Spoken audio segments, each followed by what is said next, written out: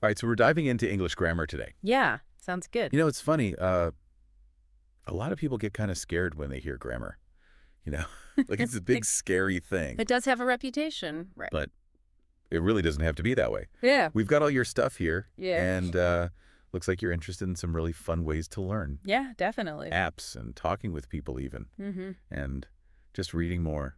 So much good stuff. I think that's what's cool about language learning in general. Yeah, There's so many different approaches, so you can kind of find what works for you. exactly. And at the end of the day, good grammar is about being able to express yourself clearly and confidently. That's it.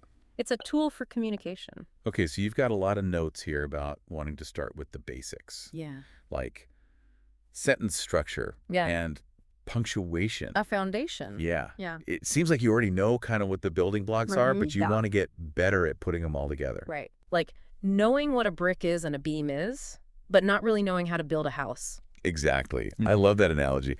And that's where something like English grammar in use can be really helpful because it breaks things down in those steps. Oh, yeah. That's one of the sources you have here. Yeah, and it shows you how those basic pieces work together so you can start to see the bigger picture of how sentences are constructed. Now, you mentioned trying Grammarly, but felt kind of overwhelmed with all the suggestions. I hear that a lot. And you were wondering if Pro Writing Aid might be a better fit, since you mentioned your writing style is a little more on the academic side. Yeah, it is interesting because these tools can be super helpful, but it is about finding the right tool for you. Yeah. And so Grammarly can be great for catching those like everyday errors and things. More casual. Yeah, if you're writing an email or a blog post or something like that. But Pro Writing Aid tends to be more focused on that flow and clarity of writing, Oh, okay. which can be really helpful if you are working on longer, more complex pieces, like research papers or articles. Now, you mentioned feeling like you don't have a ton of time to practice writing. Yeah, that's a common one. You even circled this quote in one of the articles that said, write every day, with a big question mark next to it. Well, it's good advice, but writing every day might not be realistic for everyone. It really is more about finding consistent pockets of time to practice, even if it's just 15 minutes a few times a week.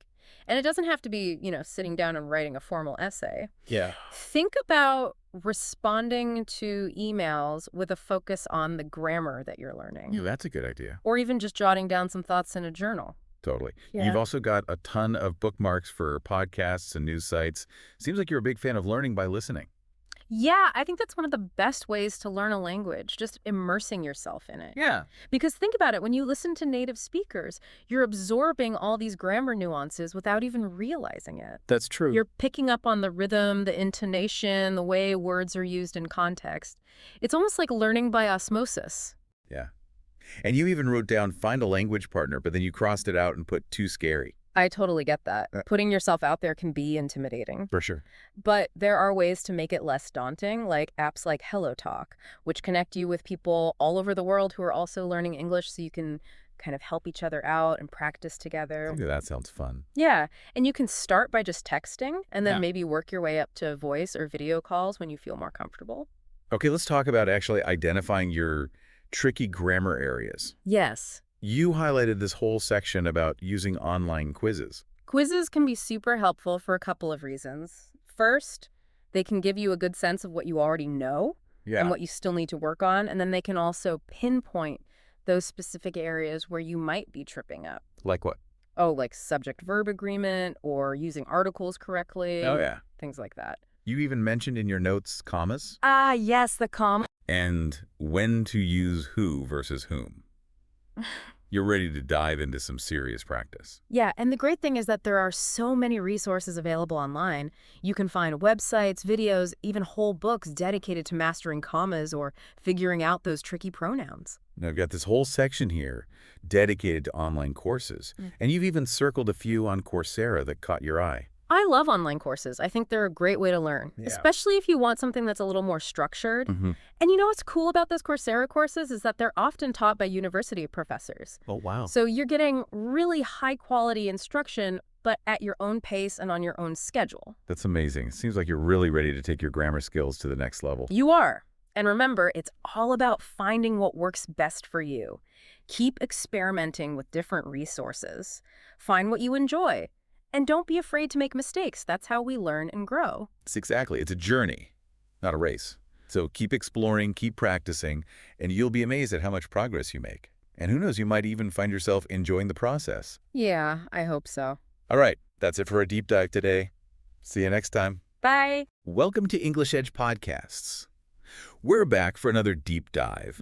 And today, we're going to be looking at something a lot of you have been asking about.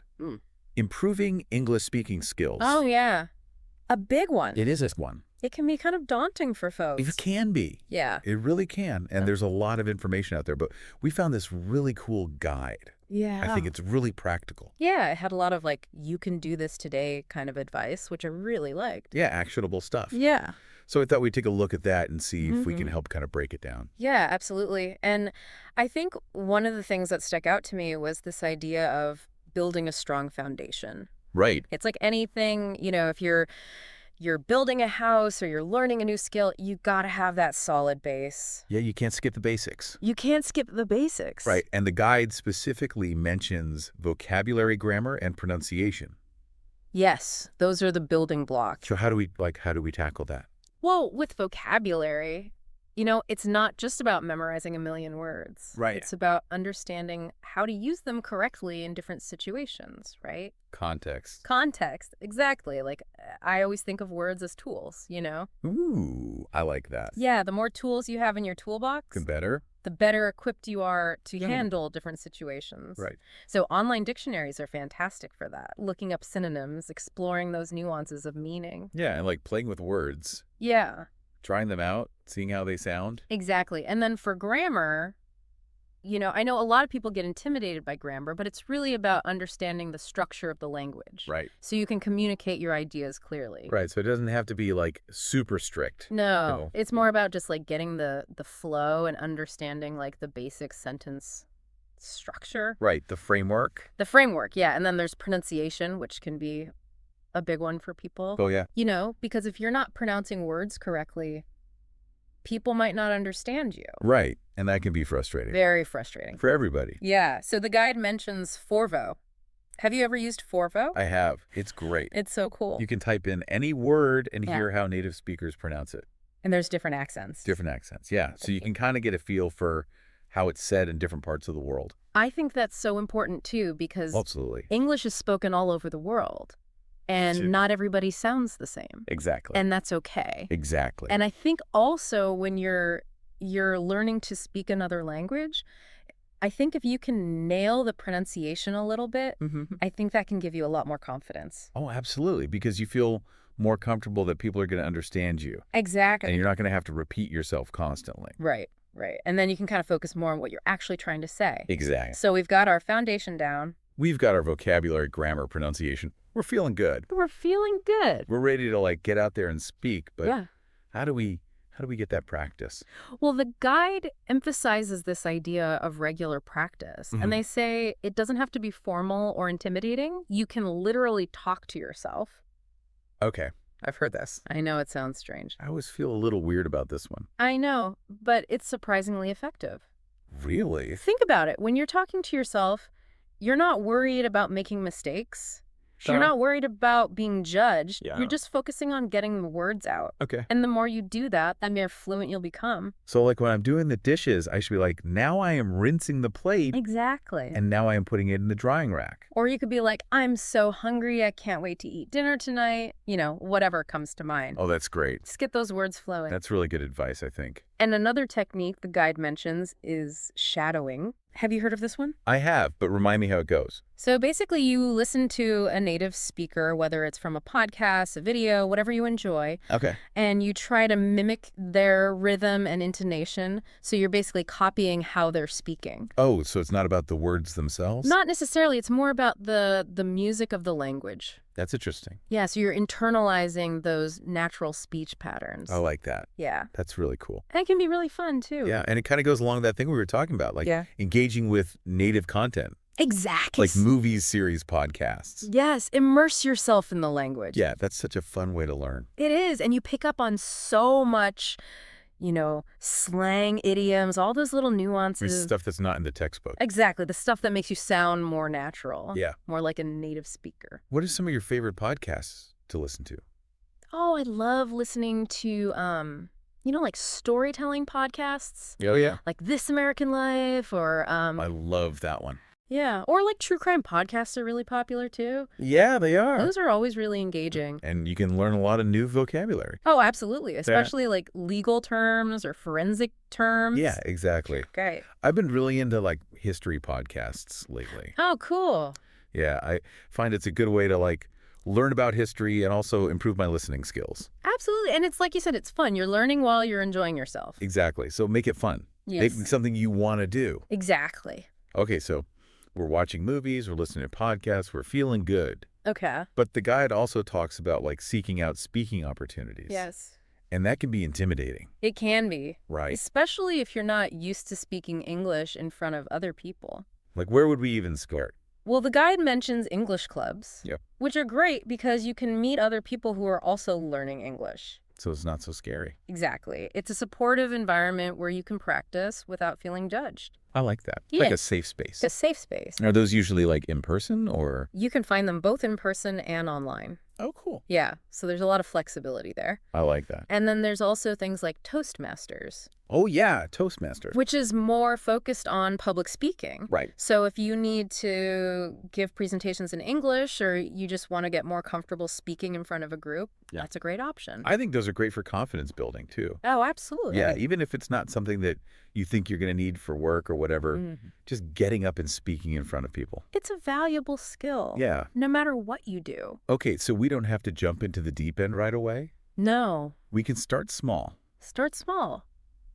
Like what? Well, even just ordering food at a restaurant or asking for directions. Oh, that's good. Those are opportunities to practice your speaking skills. Right. Just little things here and there. Exactly. And you'd be surprised how much it helps. Yeah, I think that's good advice. And, we live in a time where we have all this technology. Yes. So the guide talks about like leveraging technology for language learning. Oh, absolutely. There's so many great apps out there now. There are. It's amazing. Like, what are some of your favorites? Well, you've got the traditional ones like Duolingo and Babbel. Yeah. Those offer structured lessons. They kind of take you through step by step. Yeah. I've used those. Yeah, they're good for building a foundation. Yeah. And then there's some newer apps that are really cool, Ooh, like what? like Elsa Speak. Elsa Speak. I've heard of that one. It's amazing it uses AI to analyze your pronunciation. What? Yeah. That's so cool. And it gives you personalized feedback and exercises. So it's like a little pronunciation coach Exactly. right in your pocket. Right in your pocket. I know, it's amazing. And then you've got apps that simulate conversations. Oh, wow. Yeah, so you can practice speaking in a low-pressure environment. I need to check that out. Yeah, it's really cool. That sounds fun. It is fun.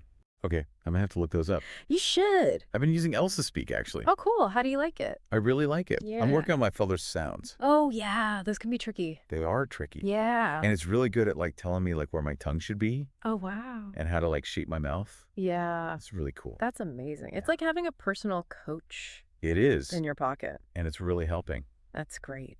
Yeah, Technology can be so helpful. it really can. Great language learning. And then another thing that the guide mentioned that I thought was interesting was recording yourself speaking. Oh, yes. That's a great tip. It feels so weird. I know it can feel awkward, What? but it's so valuable. I've done it before and it does help. It does, because you can hear yourself Right. objectively, and you can identify areas where you need to improve. Yeah, it's like watching yourself on video. Exactly. You're like, oh, I didn't realize I did that. I do that. Yeah. I make that face. So it's the same thing for your voice. Exactly. And you can compare your recordings to native speakers. Yes. See how you measure up. And focus on things like intonation, pacing, pronunciation, all those little details Right. that make a big difference. Okay, so we're recording ourselves. We're recording ourselves. We're practicing. We're talking to ourselves. We're shadowing. We're shadowing. We're immersing ourselves. We're immersing ourselves. in the language. But what if we're still making mistakes? Oh, that's okay. Is it Everybody makes mistakes. even native speakers? Even native speakers make mistakes. I'll make mistakes all the time. I do too. It's part of the process. So the guide actually emphasizes fluency over perfection. Yes. Right. It's more important to communicate effectively Than to be perfect. than to be grammatically perfect all the time. Right. Because if you get so caught up in the grammar, Mm-hmm. then you can lose the flow. Exactly. You can get stuck. Yeah. And it can actually hinder your fluency. That's happened to me before. Oh, I'm sure it's happened to all of us. Like where I'm trying to think of like the exact right grammatical structure, Mm-hmm. and then I just get flustered Yeah. and I like can't talk. I know it's happened to me too, where I'm like trying to remember like, oh, is it the past perfect or the present perfect continuous? Yeah. And then I just completely lose my train of thought. Yeah, exactly. But it's better to just let it flow. So don't be afraid to make mistakes. Don't be afraid to make mistakes. And don't be afraid to like, use those little filler phrases. Yes. Those are natural. They are natural. Everybody uses them. Even native speakers. Even native speakers use them. It's part of language. It's part of language. Okay, so fluency over perfection. Fluency over perfection. But I think also like one of the key takeaways from the guide is like consistency and patience. Oh, absolutely. Right. This isn't something that happens overnight. No, It's a journey. it's a journey. Yeah, so you have to be patient with yourself. And celebrate the small wins. Like when you finally nail that third sound. Exactly. Or when you can order your coffee without any hesitation. Oh, that's a good one. Those are the moments to celebrate. Right. Yeah, So we've covered a lot of ground today. we have. We've talked about building a strong foundation with vocabulary, grammar, and pronunciation. Yes. We've talked about the importance of practice. Regular practice Oh, great. in any way that you can. Exactly. And we've talked about like embracing technology and not being afraid to make mistakes. Exactly. So as we kind of wrap up this deep dive, Okay. what's one thing that our listeners can do today Today. to start putting these tips into practice? Well, I would say download a language learning app. Okay. There are so many free ones out there. There are. Find one that you enjoy and just commit to using it for 15 minutes a day. I like that 15 minutes a day. Yeah, or find a conversation partner. Okay. You know someone who you can practice speaking with, even if it's just for a few minutes. Great advice. Yeah. I think those are both excellent. Or even just commit to talking to yourself for 5 minutes a day. Oh, yeah. Why not? Just get those words flowing. Just get those words out. Exactly. Awesome. Well, thank you so much for joining us for another deep dive. It was my pleasure. This was a lot of fun, It was. and I hope it was helpful for everyone listening. I hope so too. And remember, you are capable of achieving your language goals. You are. So keep practicing, keep learning, and we'll see you next time. See you next time. Bye. Bye. All right, everybody, welcome back. Ready for another deep dive? Always ready to dive in. Today, we're going to be tackling something pretty big. Ooh. Lay it on me. English, Okay, interesting. but not like, diagramming sentences and stuff. Right. More like English as a global phenomenon. We found this really interesting excerpt, Yeah. and it dives deep into what English means for countries where it's not actually the main language. The primary language. Fascinating. Yeah, it really got me thinking, like, why is English so powerful? You know what I mean? Yeah, I see what you're saying. And then, like, what does all that mean for us, Trying to navigate this increasingly interconnected world. Right, Like, exactly. I mean, think about it.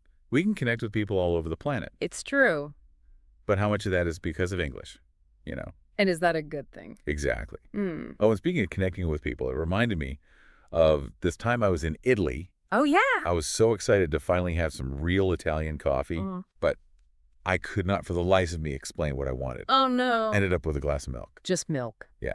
And the barista was looking at me like I was crazy. I can imagine.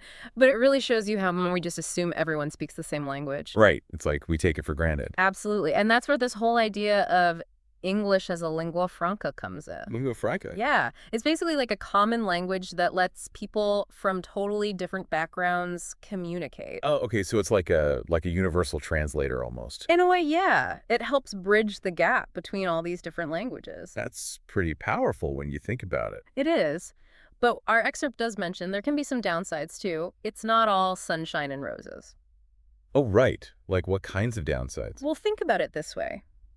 If most of the world's top universities, all the important academic journals, Yeah. and even major scientific discoveries, Right.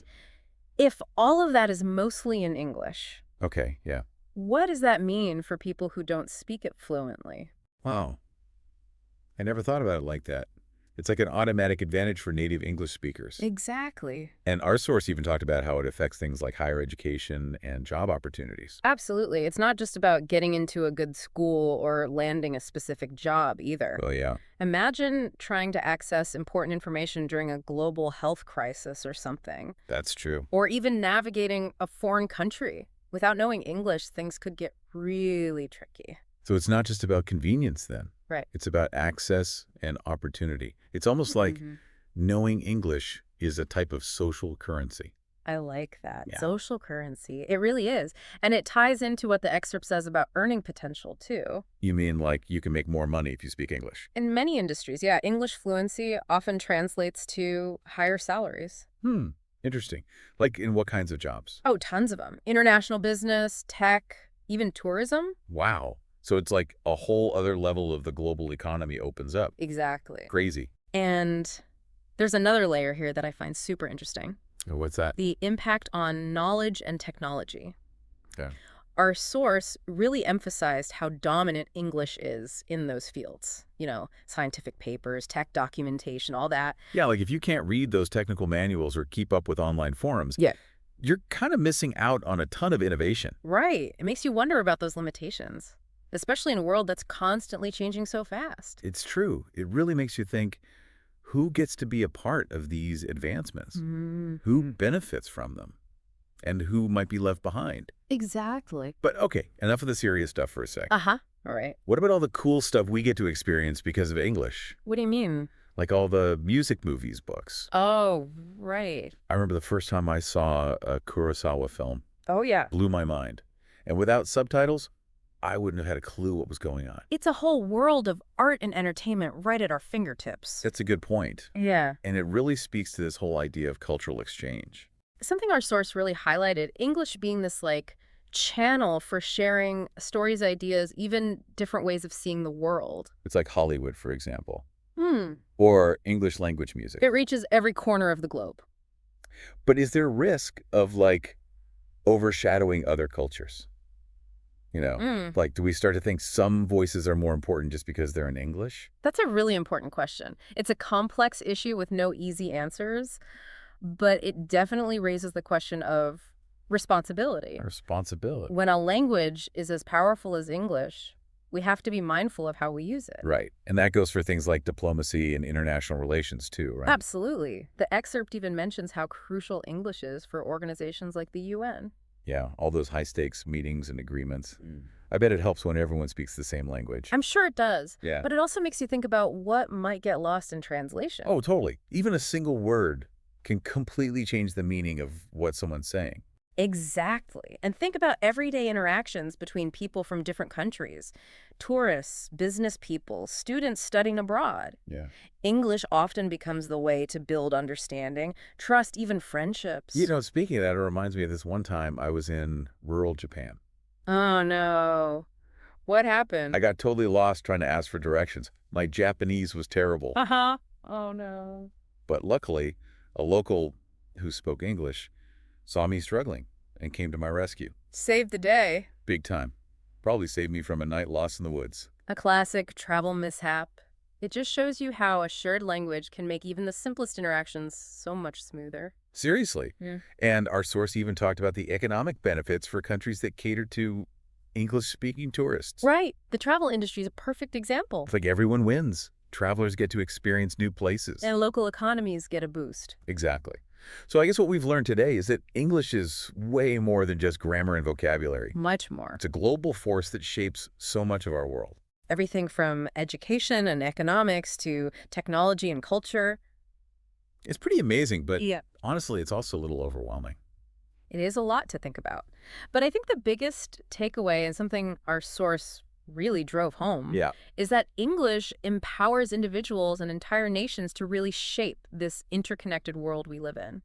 But that comes with a lot of responsibility, too. Absolutely. So as we wrap up today, I think the big question is, how do we use this knowledge about English to build bridges, not walls? And how do we make sure everyone has a chance to participate in the global conversation, no matter what their native language is? It's definitely something to think about. Absolutely. Thanks for joining us for another deep dive. See you next time. Until next time. Okay, so we're going deep today on a presidency that, well, let's just say it was a little unconventional. Yeah, a little bit. Yeah, just a tad. We're talking Trump. The 45th president. Businessman, reality TV star, and then leader of the free world. It's certainly a unique resume. Absolutely. And we've got a whole stack of stuff to dig through here. Articles, economic analyses, foreign policy journals, you name it. Oh, and don't forget, we even have some firsthand accounts from folks who worked in the White House during his administration. Right. That's right. So whether you're trying to figure out how we won in 2016 or what America First really meant, or maybe you're just curious about the whole fake news thing, well, stick with us. We're going to unpack it all. Exactly. And let me tell you, some of this stuff, it's pretty wild. You're not kidding. So let's rewind back to 2016. Nobody, and I mean nobody, saw this coming. Right. I mean, a total political outsider, a businessman, no experience in government whatsoever. Yeah. And yet somehow he managed to capture the Republican nomination and then go on to defeat Hillary Clinton. It was a political earthquake, seriously. So what was it about his message that resonated with voters? What were people so drawn to? Well, I think you've got to look at the Make America Great Again slogan. Those 4 words, they really tapped into a sense of frustration and anxiety that a lot of Americans were feeling. Okay, yeah, I can see that. There was this feeling that the country had lost its way, that jobs were going overseas, and that the American dream was slipping away. Right, right. And Trump, he came in and said, look, I'm not a politician, I'm a businessman, and I know how to make deals. I'm going to bring back jobs, I'm going to make America strong again. And people, a lot of people, they bought it. They did. He presented himself as the ultimate outsider, someone who would shake up this system. And he definitely delivered on that promise. Oh, yeah, he sure did. Okay, so let's talk about the economy.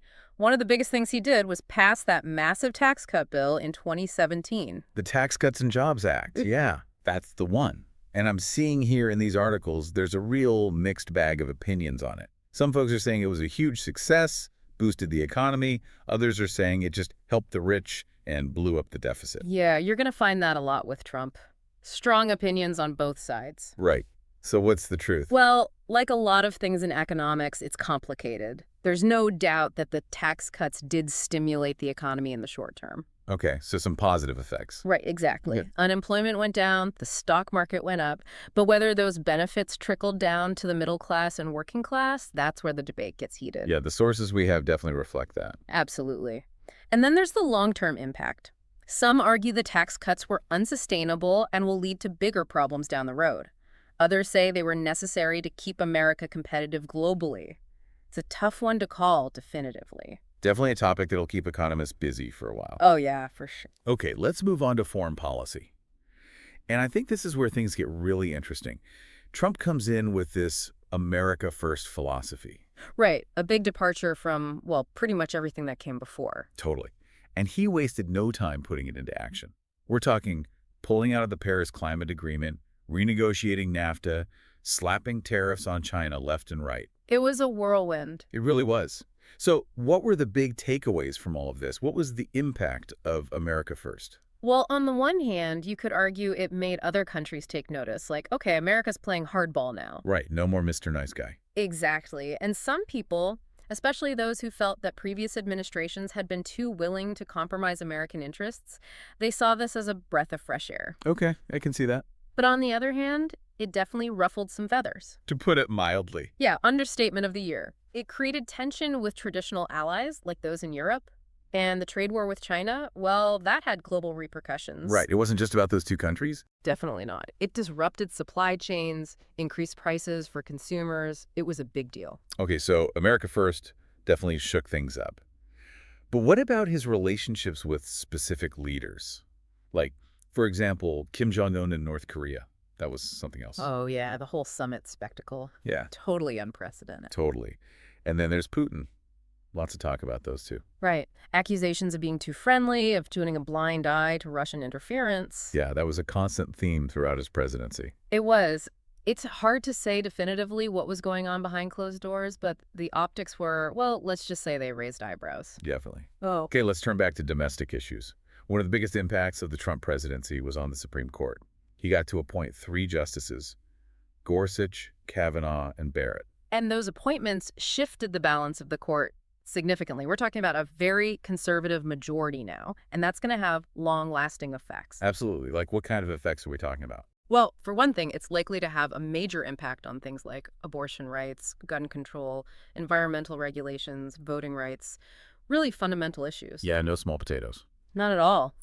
These are the kinds of rulings that can shape American society for generations. So pretty significant legacy right there. Definitely.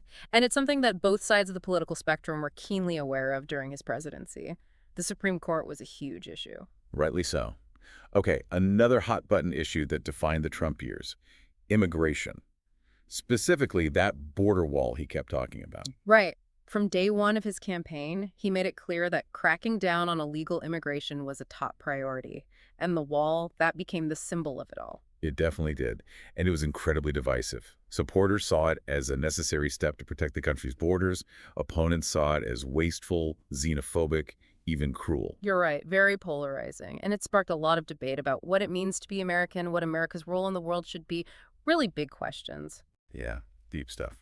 Okay, so we can't talk about the Trump presidency without talking about COVID-19. I mean, the pandemic just completely upended everything. It did. It dominated the last year of his presidency, and it really put his leadership to the test. For sure. And there were a lot of criticisms of his handling of the crisis. Everything from the initial downplaying of the virus to the mixed messages about masks and social distancing. Right, and then the whole push for unproven treatments, the clashes with public health officials. It was a very tumultuous time. It was. And then, of course, there was the economic fallout, businesses shutting down, millions of people losing their jobs. It was just a massive shock to the system. Yeah, and it's hard to separate Trump's handling of the pandemic from the political climate at the time. There was so much polarization, so much distrust. Absolutely. It felt like everyone was retreating to their corners, and it made having a rational conversation about the virus almost impossible. You're right. And that, unfortunately, made addressing the crisis even more difficult. Okay, so then we get to the 2020 election, which, well, let's just say it didn't exactly go smoothly. Yeah, understatement of the century. Right. First, you have Trump refusing to concede, making all sorts of claims about voter fraud. Then you have the January 6th attack on the Capitol, which was just, I mean, where do you even begin with that?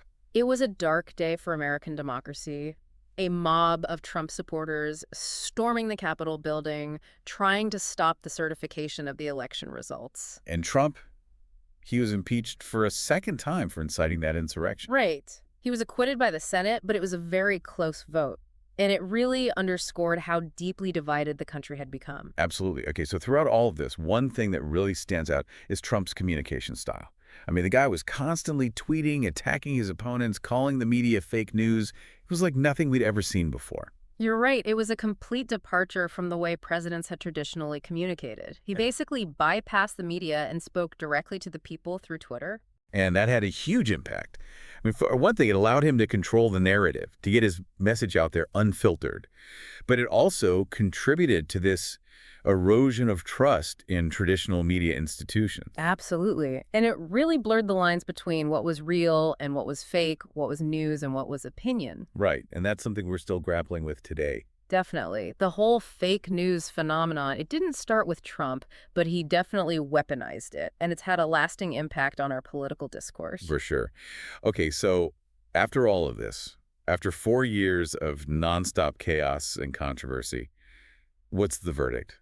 What's Trump's lasting legacy? That's the million-dollar question, isn't it? And I don't think there's any easy answer. He was a polarizing figure, to say the least. Yeah, you can say that again. On the one hand, he energized a segment of the population that felt ignored by the political establishment.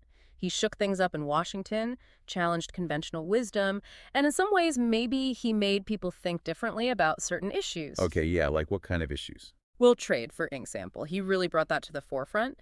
And it forced people to confront some uncomfortable truths about globalization. Right. And immigration, too.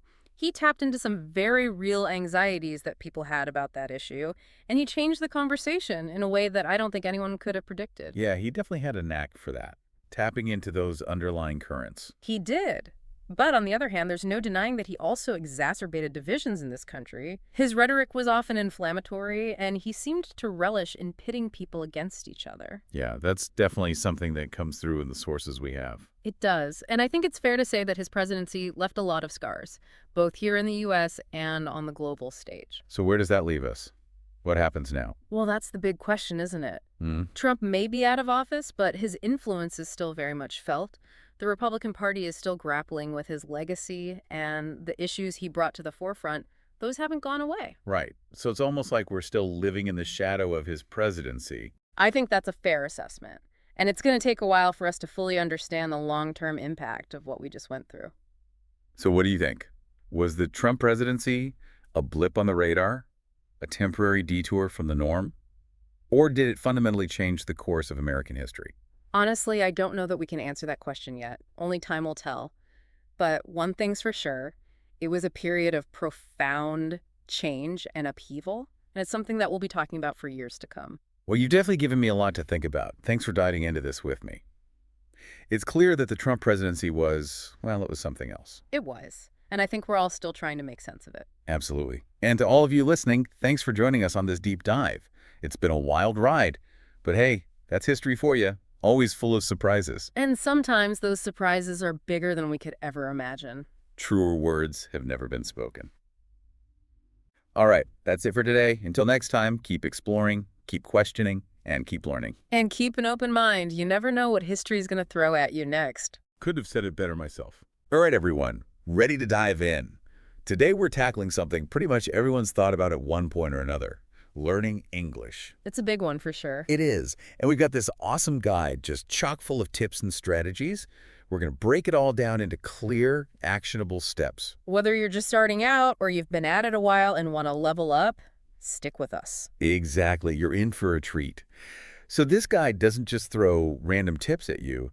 It really emphasizes starting with a strong foundation. Yeah, goal setting. It's kind of a crucial first step that a lot of people skip over. It's so true. The guide talks about these things called SMART goals. Oh yeah, SMART goals. I'll be honest. At first I thought it was like, corporate jargon or something, but it actually makes so much sense for language learning. It really does. Instead of just having this vague idea, I want to learn English, you get super specific. Right, measurable goals. Like, I'm going to learn 10 new words every single day for the next month. That's a great example. It's specific, it's measurable, it's achievable, it's relevant, and it's time-bound, the whole shebang. It gives you that clear roadmap. It's like you wouldn't just hop in your car and start driving without knowing where you're going, right? Exactly. And having that clear destination in mind keeps you motivated, keeps you focused, which is super important when you're learning something new. Makes total sense. Yeah. Okay, so after setting those goals, the guide dives into building vocabulary, which I got to admit, I've always struggled with just like memorizing random words from a list. Oh, yeah. I know what you mean. It just feels like stuffing your brain with a bunch of useless trivia sometimes. Right. You don't see the connections. But this guide, it suggests starting with everyday words and phrases, the stuff you'd actually use in real life. Yeah. Which makes so much more sense to me. It's practical. Yeah. Like, why am I learning this super obscure word if I'm never going to use it? And even beyond just the words themselves, it emphasizes learning them in context. Ooh, what does that mean exactly? So instead of just having like flashcards with rain on one side and umbrella on the other, you'd create a sentence like, when it started to rain, I quickly opened my umbrella. So you're not just learning the individual words, but how they connect. That's amazing. It's like you're learning a dance move, not just the individual steps. You see how it all fits together, the purpose. Exactly. Okay, so we've got our goals, we're building our vocabulary, now let's get real. Let's do it. Pronunciation. Ah, yes. I have heard some horror stories about people just like butchering words and not even realizing it. It happens. It's scary. So the guide suggests really immersing yourself in the sounds of English, listening to podcasts, audiobooks, YouTube, all that good stuff. But is just listening enough? It's a great start, but it's really about active practice, like mimicking what you hear, paying attention to the subtle sounds.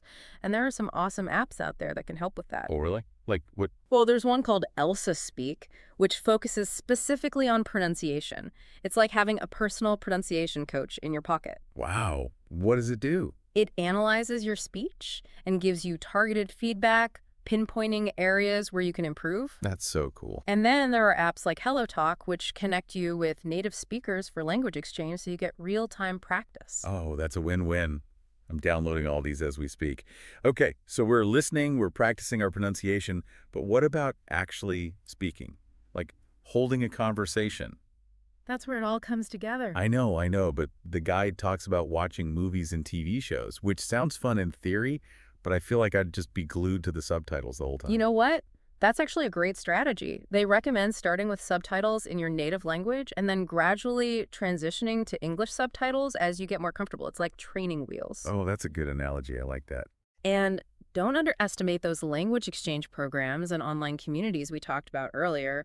Websites like Tandem, Conversation Exchange, italki. Those are great. They connect you with native speakers who are learning your language, so you can help each other out and practice in a real-world setting. I bet you pick up some cool slang and idioms that way, too. Definitely. The real deal. Another tip that stood out to me was recording yourself speaking. Oh, yeah, that's a good one. I'll admit, the thought of hearing my own voice makes me cringe, but the guide says it can be super effective for pinpointing those areas where you need to improve. Think of it like watching game footage of yourself, you know? You can objectively see what you're doing well and where you can step up your game. Yeah, I see what you mean. It can be humbling, but it's incredibly valuable. Definitely. Okay, let's shift gears a bit and talk about reading. Love it. Me too. I love reading, but I'll be honest, picking up an English book can be a bit daunting sometimes, especially like a big, thick novel. It can feel overwhelming. It does. So the guide actually recommends starting with simpler materials, like children's books or comics. Those are great starting points. Yeah, they have a more limited vocabulary, simpler sentence structure, less overwhelming. Exactly. And as you get more confident, you can gradually work your way up to those newspapers, those blogs, those novels. And of course, having a good dictionary on hand is crucial. Don't be afraid to look up words you don't know. It's like having a cheat code for understanding. Absolutely. Speaking of putting those words to work, let's talk about writing.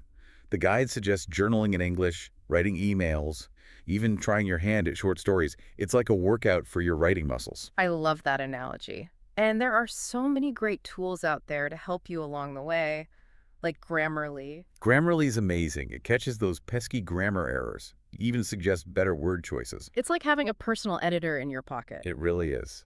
Okay, we can't forget about the grammar elephant in the room. Ah, yes, grammar. Yeah. The big one. The guide acknowledges that, yeah, grammar is important, but it also makes this great point. What's that? Communication is the priority. Especially at those beginning stages. Don't get so bogged down in the minutia of grammar rules that you're afraid to even open your mouth. It's better to make a few mistakes and actually get your point across than to be paralyzed by the fear of getting it wrong. It's like learning to ride a bike, right?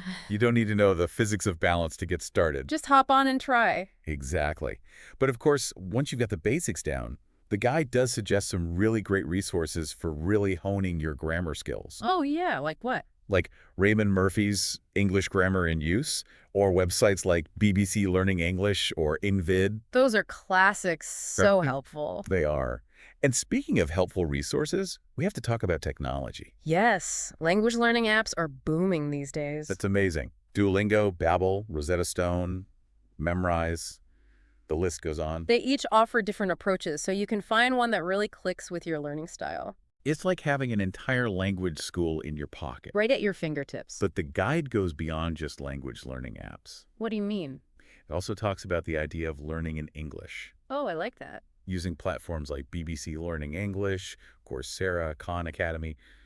You're not just studying the language, you're using it as a tool to learn about other stuff that interests you. It's like you shift your mindset from, ugh, I have to study, to, oh, I'm using English to learn about history, or whatever your passion is. And that's so much more engaging. Plus, let's be real, who doesn't love a good game or quiz? I'm a big fan. Right. There are tons of fun resources online that make learning feel like a game. Gamification is a game changer. It really is. Oh. Okay, now for my personal favorite part, immersion. This is where things get really interesting. Lay it on me. The guide talks about changing your phone and social media settings to English. Simple, but effective. It's those little tweaks that make a difference. Totally. And here's another mind-blowing tip. Try thinking in English. Whoa, that's next level. Instead of translating from your native language, catch yourself doing that and make a conscious effort to form your thoughts directly in English. That's like rewiring your brain. It kind of is. And of course, surrounding yourself with English language content. Podcasts, music, books, movies.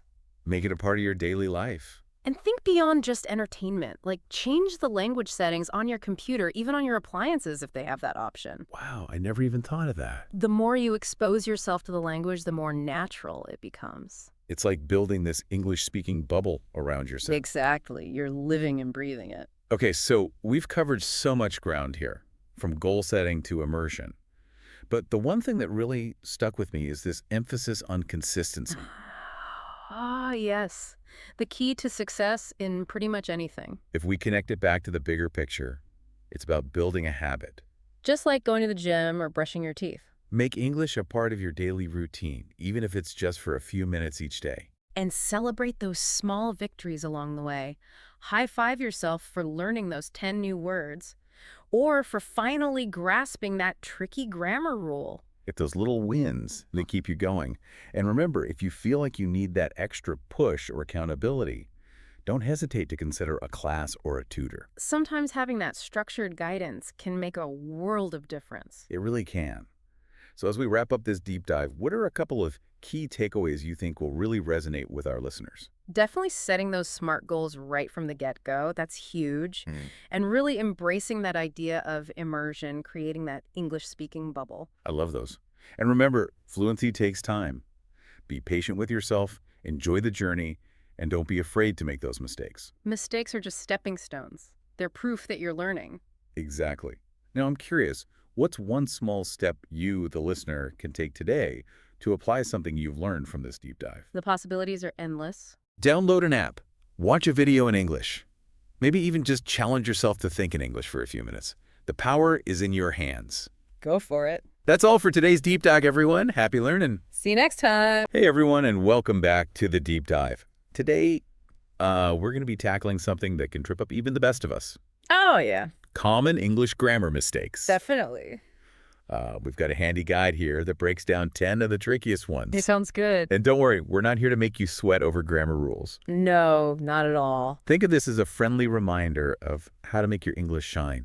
You know, Right. whether you're writing an email or just chatting with a friend. Absolutely. So are you ready to dive in and polish up your English skills? Let's do it. Okay. Mistake number 1 is a classic. Okay. Your versus your. The classic. I know I've mixed those up a time or two myself. Oh, yeah, me too. But this guide has a neat trick. Okay. It says to try saying the sentence out loud with you are in place of your. If it makes sense, then you're good to go. Oh, that's a good tip. Right. Yeah, you can really hear the difference. Yeah. Like, for example, you're amazing at baking works because you can say, you are amazing at baking. But if you're talking about a cake, you'd say, your cake is delicious because our cake is delicious. Doesn't make sense. Exactly. One little apostrophe can completely change the meaning. It really does. And speaking of apostrophes causing confusion, our next mistake is another one that trips people up. Okay. It's versus it's. Oh, yeah. This one always makes me pause for a second. Yeah. But the guide points out that it's similar to your and your. Okay. If you could replace the word with it is, then use it's with the apostrophe. Right. So you'd say, it's a beautiful day, or it's been a while since I've seen you. Right. But if you're talking about something belonging to something else, you drop the apostrophe, Okay. like the dog wagged its tail. Okay. I think I'm starting to get the hang of these apostrophes. Good. Now let's move on to mistake number 3, subject-verb agreement. Okay. What does that even mean? It's pretty simple, actually. Okay. It just means making sure the verb in your sentence matches up with the subject. If you have a singular subject, you need a singular verb. And if you have a plural subject, you need a plural verb. So like, he walked to the store. Exactly. You wouldn't say that because he is singular and walk is plural. Right. You would say he walks to the store. Got it. And I bet this is one of those mistakes that can slip by even when we're speaking right. Oh, absolutely. It's easy to get caught up in what you're trying to say and not always pay attention to those small details. Yeah. But being mindful of subject-verb agreement can make a big difference in how clearly you communicate. Especially in writing. Especially in writing. Okay. On to mistake number 4, adverb placement. Okay. Now, I'll admit adverbs can be a bit tricky. They can be, but the guide explains that adverbs modify verbs, telling us how an action is performed. Right. And they often end in absply. The key is to place them close to the verb they're describing. So instead of saying she danced graceful, Yay. you'd say she danced gracefully. Exactly. It's a subtle change, but it makes the sentence much smoother and grammatically correct. Okay, so far we've covered apostrophes, subject-verb agreement, and adverb placement. Feeling confident? I hope so, but we're only getting started. Oh, no. Up next is a mistake that even native English speakers struggle with. Oh, boy. Me versus I. Ooh, yeah. Is it John and me went to the movies or John and I went to the movies? The guide offers a really helpful tip for this one. Okay. The drop the other person test. Okay. Imagine, John, would you say me went to the movie or I went to the movie? I went to the movies. Exactly. So the correct sentence would be, John and I went to the movies. That little trick can save you from a lot of pronoun confusion. Absolutely. I'll definitely be using that one. All right, ready for mistake number 6. Let's hear it. This one's about much versus many. Okay. I remember learning this in school, but a refresher never hurts. Never hurts. It all comes down to countable and uncountable nouns. Right. Much is used for things you can't count, like water, advice, or time. You wouldn't say many waters, would you? That sounds strange. You'd say much water. Much water, exactly. Okay, on the other hand, many is for things you can count, like books, cars, or friends. Right. So you'd say many books or many friends. Exactly. Thinking about whether I can actually count something helps me remember which word to use. And that's the key. It's about understanding the logic behind the rule, not just memorizing it. Okay, let's keep this momentum going. Okay. Mistake number 7 tackles those small but mighty words. Oh, yeah. Articles, and, the. I never realized how much they actually do. I know, right? They might seem insignificant, but articles are essential for making your English clear and grammatically correct. They help us distinguish between general and specific nouns. Right. Like, I want to buy a car. It just sounds incomplete, right? It does. You need to add an article to specify what kind of car. If you're talking about any car, you'd say, I want to buy a car. Right. But if you're talking about a specific car you have in mind, you'd say, I want to buy the car with the red leather seats. I see the article tells us whether we're talking about something specific or something general. Exactly. Wow, those little words are doing a lot of heavy They lifting. really are. Okay, 3 more mistakes to go. I'm feeling pretty good about this so far. Great. What's up next? Mistake number 8 is an interesting one, especially for those learning English as a second language. Okay. It involves how we talk about age in English. Oh, this is one I've definitely seen people get tripped up on. Yeah, in English, we don't have an age. We are an age. Okay. So instead of saying I have 20 years, you would say I am 20 years old. That's a subtle difference. It is. But I can see how it could be confusing if you're used to expressing it differently in your native language. Absolutely. It's one of those things that just takes practice. Okay, good to know. Yeah. Now let's tackle mistake number 9, double negatives. Oh. I remember my English teacher drilling this into our heads. Never use 2 negatives in a sentence. It's a classic grammar rule. And for good reason, using 2 negatives can make your sentences confusing and contradict what you're trying to say. Like saying, I don't have nothing to wear, actually means you do have something to wear. Exactly. It's like the negatives cancel each other out. Right. Instead, you should say, I don't have anything to wear, or I have nothing to wear. 1 negative is all you need. So it's about being clear and concise. Right. Exactly. No need to double down on the negative. No double negatives. Okay, we're on the last one. What's the final grammar mistake we're going to conquer today? Our 10th mistake involves the tricky world of prepositions. Oh. They can be a real challenge even for experienced English speakers. I can definitely relate to that. Connie Den, sometimes it feels like there are no clear rules for prepositions. Yeah. And you just have to memorize which one goes with which word. That's true to some extent, but the guide emphasizes that the best way to learn prepositions is by paying close attention to how they're used in context. Okay. It's about learning specific phrases and combinations rather than trying to apply general rules. So like saying, I'm good in English Right. That's actually incorrect. is incorrect. The correct way to express that is I'm good at English. Good at is the preposition we use when talking about our abilities. Exactly. There are a lot of phrases like this in English where a specific preposition is always used. Wow. So we've covered a lot of ground today. We have. From apostrophes to prepositions, we've tackled 10 common English grammar mistakes. But before we move on to part 2 of this deep dive, I want to ask you, Yeah. what are your thoughts on? Oh, I think it's amazing how Yeah. these seemingly small grammar points can have such a big impact on how we communicate. And even though we've been focusing on mistakes, I think it's important to remember that everyone makes them. Oh, for sure. It's all part of the learning process. I totally agree. This guide actually emphasizes that making mistakes is natural and we shouldn't be afraid of them. Right. It's more about recognizing those mistakes and learning from them. Exactly. And the more we practice and pay attention to these details, the better we become at using English correctly and confidently. That's so true. It's like anything else, the more you do it, the better you get at it. Yeah. And this guide does a great job of making grammar feel less intimidating and more like something we can all improve on. I agree. It's presented in a way that's clear, concise, and even a bit fun. Yeah. The examples are really helpful in seeing how these grammar rules work in real-life situations. Absolutely. And, you know, one thing that stood out to me was that say it out loud trick for your and your. Oh, yeah. It's so simple, but it really works. Right? Sometimes hearing the words helps me catch those little differences. It's like engaging a different part of your brain, and it's a strategy you can use for other grammar points, too. Sometimes reading your writing out loud can help you spot errors you might have missed when reading silently. That's a great tip. I'm definitely going to try that. Yeah. And speaking of handy tips, I love that drop the other person test for me and Oh, yeah, that's a good one. it takes all the guesswork out of choosing the right pronoun. It's a simple but powerful tool, and it highlights how understanding the logic behind a grammar rule can make it so much easier to remember and apply. So true. It's not about memorizing a bunch of rules, but about understanding why those rules exist and how they help us communicate effectively. Exactly. And I think this deep dive has done a great job of showing that grammar isn't just about rules and regulations. Mm. It's about using language in a way that's clear, precise, and engaging. And, you know, as we've been talking, I've been thinking about all the different situations where good grammar really matters. Oh, yeah. It's not just about writing formal essays or reports. Huh. It's about everything from crafting engaging social media posts to writing a compelling email.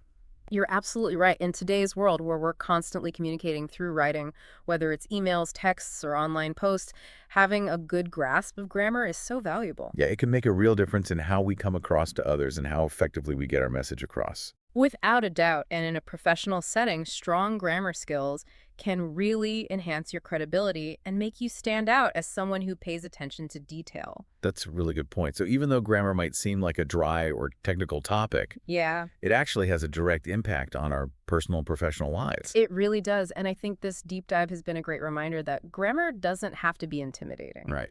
It's a tool that we can all use to make our communication more effective and impactful. I completely agree. And as we continue to learn and grow, it's important to remember that language is constantly evolving. That's right.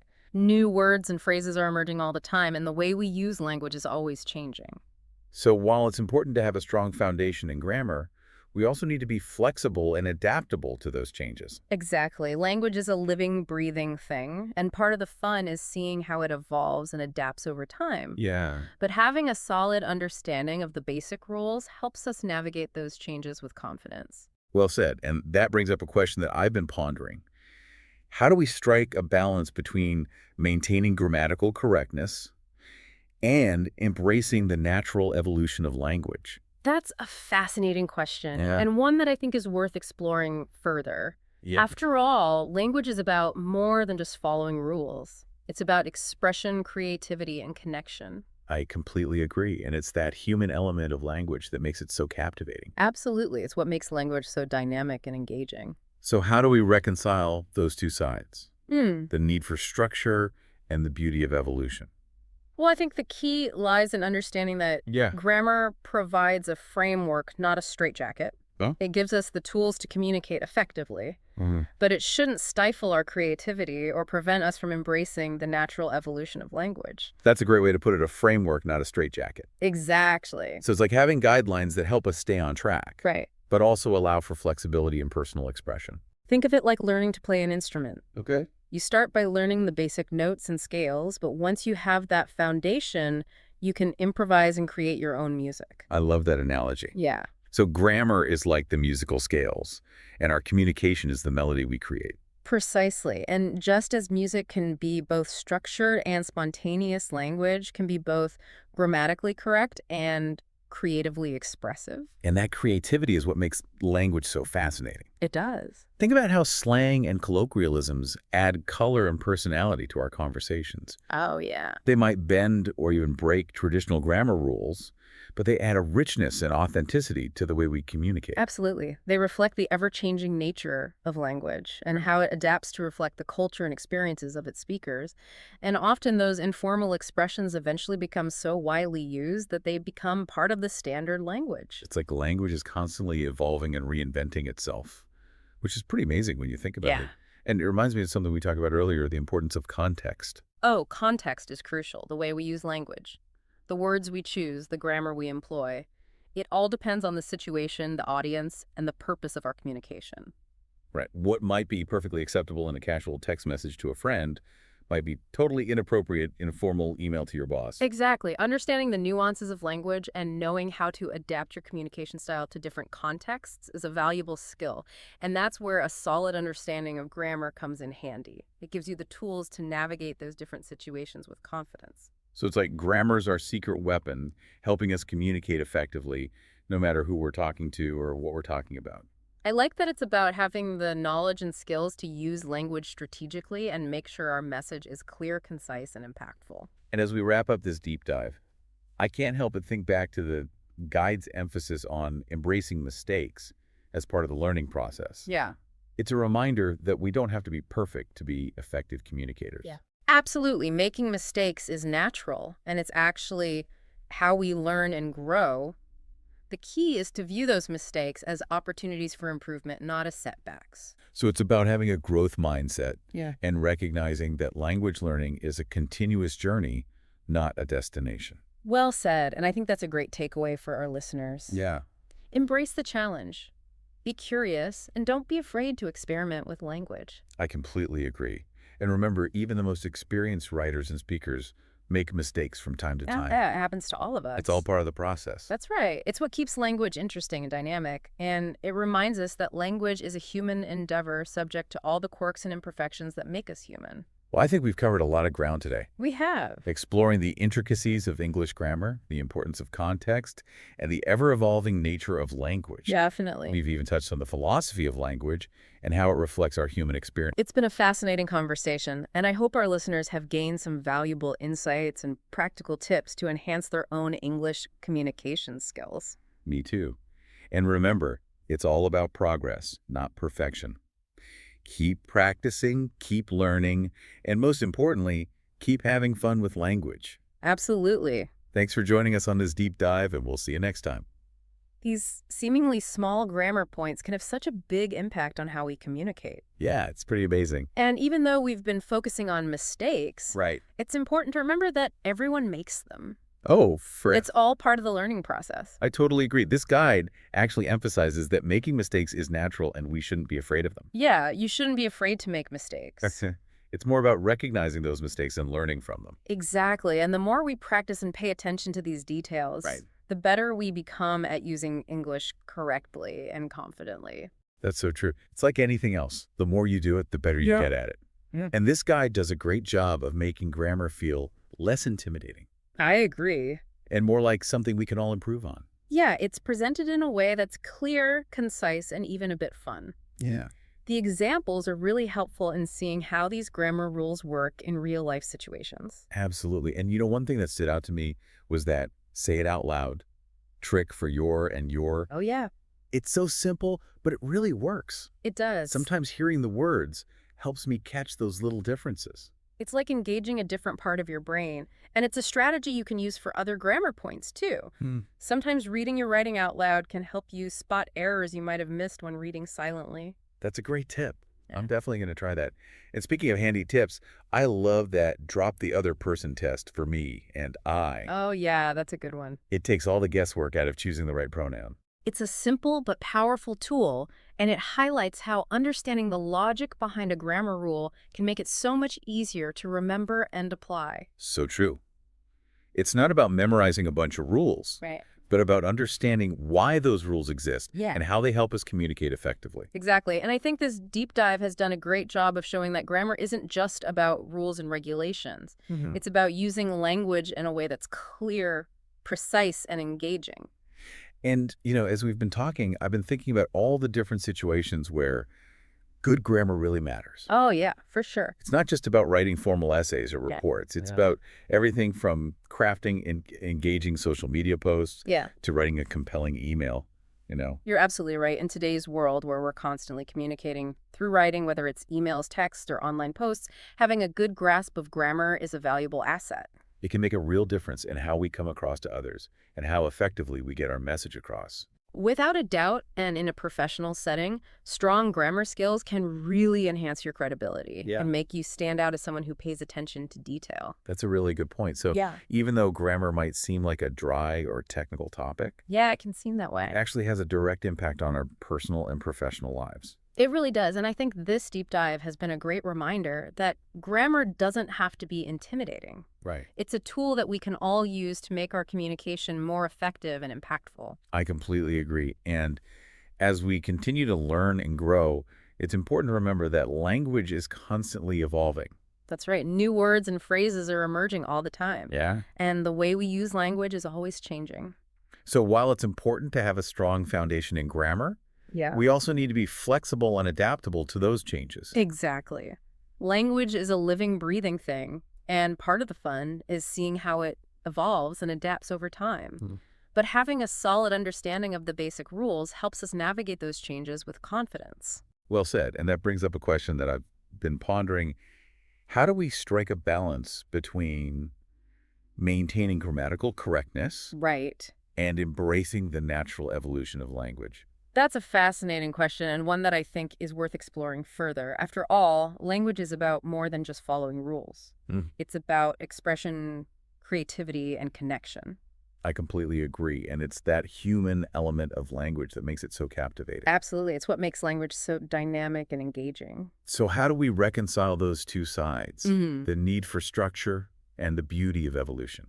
Well, I think the key lies in understanding that grammar provides a framework, not a straitjacket. Okay. It gives us the tools to communicate effectively, but it shouldn't stifle our creativity or prevent us from embracing the natural evolution of language. That's a great way to put it. A framework, not a straitjacket. Exactly. So it's like having guidelines that help us stay on track, but also allow for flexibility and personal expression. Think of it like learning to play an instrument. You start by learning the basic notes and scales. Right. But once you have that foundation, you can improvise and create your own music. I love that analogy. Mm-hmm. So grammar is like the musical scales, and our communication is the melody we create. Precisely. And just as music can be both structured and spontaneous, language can be both grammatically correct and creatively expressive. And that creativity is what makes language so fascinating. Think about how slang and colloquialisms add color and personality to our conversations. Oh, yeah, definitely. They might bend or even break traditional grammar rules, Right. but they add a richness and authenticity to the way we communicate. Absolutely. They reflect the ever-changing nature of language and how it adapts to reflect the culture and experiences of its speakers. And often those informal expressions eventually become so widely used that they become part of the standard language. It's like language is constantly evolving and reinventing itself, which is pretty amazing when you think about it. And it reminds me of something we talked about earlier, the importance of context. Oh, context is crucial, the way we use language. The words we choose, the grammar we employ, it all depends on the situation, the audience, and the purpose of our communication. Right. What might be perfectly acceptable in a casual text message to a friend might be totally inappropriate in a formal email to your boss. Exactly. Understanding the nuances of language and knowing how to adapt your communication style to different contexts is a valuable skill. And that's where a solid understanding of grammar comes in handy. It gives you the tools to navigate those different situations with confidence. So it's like grammar is our secret weapon, helping us communicate effectively no matter who we're talking to or what we're talking about. I like that. It's about having the knowledge and skills to use language strategically Right. and make sure our message is clear, concise, and impactful. And as we wrap up this deep dive, I can't help but think back to the guide's emphasis on embracing mistakes as part of the learning process. It's a reminder that we don't have to be perfect to be effective communicators. Absolutely. Making mistakes is natural, and it's actually how we learn and grow. The key is to view those mistakes as opportunities for improvement, not as setbacks. So it's about having a growth mindset and recognizing that language learning is a continuous journey, not a destination. Well said, and I think that's a great takeaway for our listeners. Yeah, Embrace the challenge, be curious, and don't be afraid to experiment with language. I completely agree. And remember, even the most experienced writers and speakers make mistakes from time to time. Oh yeah, it happens to all of us. It's all part of the process. That's right. It's what keeps language interesting and dynamic. Mm. And it reminds us that language is a human endeavor, Yeah. subject to all the quirks and imperfections that make us human. Well, I think we've covered a lot of ground today, exploring the intricacies of English grammar, the importance of context, and the ever-evolving nature of language. Oh, yeah. We've even touched on the philosophy of language and how it reflects our human experience. It's been a fascinating conversation, and I hope our listeners have gained some valuable insights and practical tips to enhance their own English communication skills. Me too. And remember, it's all about progress, not perfection. Keep practicing, keep learning, and most importantly, keep having fun with language. Gives us the tools to communicate effectively, but it shouldn't stifle our creativity or prevent us from embracing the natural evolution of language. That's a great way to put it. A framework, not a straitjacket. So it's like having guidelines that help us stay on track, but also allow for flexibility and personal expression. Think of it like learning to play an instrument. You start by learning the basic notes and scales, but once you have that foundation, you can improvise and create your own music. I love that analogy. So grammar is like the musical scales, and our communication is the melody we create. Precisely. And just as music can be both structured and spontaneous, language can be both grammatically correct and creatively expressive. And that creativity is what makes language so fascinating. Think about how slang and colloquialisms add color and personality to our conversations. Oh, yeah, for sure. They might bend or even break traditional grammar rules, but they add a richness and authenticity to the way we communicate. Absolutely. They reflect the ever-changing nature of language and how it adapts to reflect the culture and experiences of its speakers. And often those informal expressions eventually become so widely used that they become part of the standard language. It's like language is constantly evolving and reinventing itself, which is pretty amazing when you think about it. Yeah. And it reminds me of something we talked about earlier, the importance of context. Oh, context is crucial. The way we use language.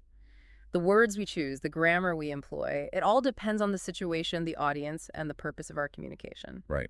What might be perfectly acceptable in a casual text message to a friend might be totally inappropriate in a formal email to your boss. Exactly. Understanding the nuances of language and knowing how to adapt your communication style to different contexts is a valuable skill. And that's where a solid understanding of grammar comes in handy. It gives you the tools to navigate those different situations with confidence. So it's like grammar is our secret weapon, helping us communicate effectively no matter who we're talking to or what we're talking about. I like that. It's about having the knowledge and skills to use language strategically and make sure our message is clear, concise, and impactful. And as we wrap up this deep dive, I can't help but think back to the guide's emphasis on embracing mistakes as part of the learning process. It's a reminder that we don't have to be perfect to be effective communicators. Absolutely. Making mistakes is natural, and it's actually how we learn and grow.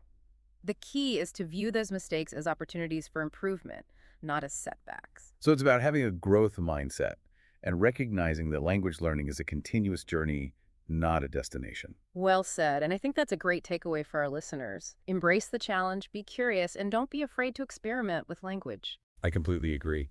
And remember, even the most experienced writers and speakers make mistakes from time to time. It's all part of the process. That's right. It's what keeps language interesting and dynamic. And it reminds us that language is a human endeavor subject to all the quirks and imperfections that make us human. Well, I think we've covered a lot of ground today exploring the intricacies of English grammar, the importance of context, and the ever-evolving nature of language. We even touched on the philosophy of language and how it reflects our human experience. It's been a fascinating conversation, and I hope our listeners have gained some valuable insights and practical tips to enhance their own English communication skills. Me too. And remember, it's all about progress, not perfection. Keep practicing, keep learning, and most importantly, keep having fun with language. Thanks for joining us on this deep dive, and we'll see you next time.